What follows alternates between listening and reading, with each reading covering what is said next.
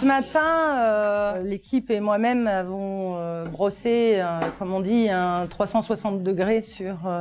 les éléments du contexte, sur le bilan qu'on peut faire aujourd'hui positif de l'action du 5A CFDT depuis 4 ans, même si tous les résultats que nous souhaitions n'ont pas été au rendez-vous. Cet après-midi, je voudrais vous présenter notre projet statutaire parce que, évidemment, on est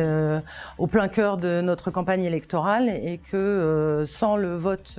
pour notre organisation, on ne sera pas forcément en mesure de pouvoir poursuivre nos actions dans les objectifs que nous nous sommes fixés.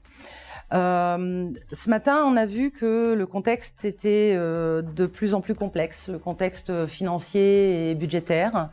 le contexte de nos conditions d'exercice et des conditions d'exercice des équipes avec lesquelles on travaille dans les établissements. On a vu que l'altération des relations sociales provoque des difficultés majeures, parfois une médiatisation à outrance, tirant sur le seul représentant légal de l'établissement qui n'est pas en mesure d'apporter ces éléments d'appréciation puisque fonctionnaire d'autorité astreint au devoir de réserve, il s'interdit d'utiliser les mêmes voies que ceux qui le dénigrent pour y répondre. Tous ces éléments, depuis la contrainte budgétaire jusqu'à l'altération des relations sociales, en passant par l'altération des relations sociales dans les établissements, jusqu'à la perte de sens sur lesquels nous avons pu échanger ce matin, compte tenu de toutes ces difficultés sur nos conditions d'exercice et sur les projections que nous pouvons nous faire en termes de carrière et en termes d'évolution de nos métiers, nous a amené à réfléchir en équipe sur